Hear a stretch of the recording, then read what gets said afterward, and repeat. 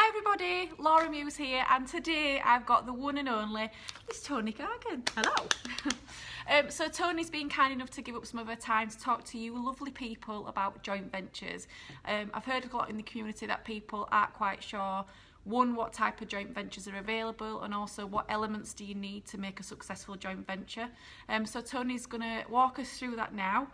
So first of all, do you want to tell us a little bit about you and how amazing you are? I'll let you tell everyone how amazing I am. So I'm Toni Gargan. I've been a part of Progressive Community for about 4 years now, and one of the things that I train people on is joint ventures. My entire business has been built on joint ventures. Pretty much all of my portfolio is built that way, and that's me. Cool. So, Toni, what is a joint venture? So a joint venture is ultimately, the simplest method is the pooling together of resources to reach a desired outcome. I've looked at so many different descriptions and everyone makes the assumption that it's a certain thing. Yeah. Joint venture is just pooling together of things to get to a desired outcome. That's the simplest method.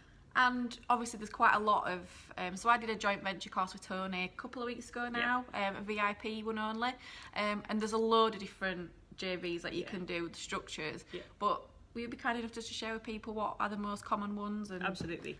So yeah, there are tons of different joint venture structures. Even what we went through on the joint venture day isn't an exhaustive list.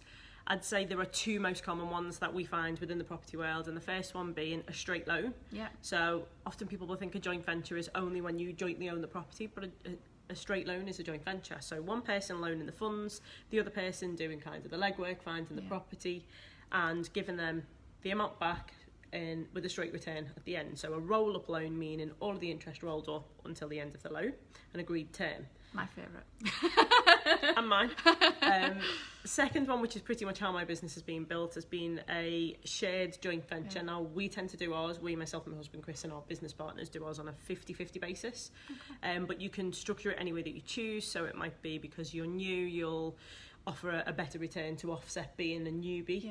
But if we use 50-50 because it's the simplest, 50-50 shared owners of the property, 50-50 shared ownership of any uplift or equity thereafter, and you 50-50 share the rent. So again, usually in that structure, one person will, or one side of the joint venture will be responsible for one part. In mine, the side that I'm responsible for is to find the properties, to do all of the purchase element all the way through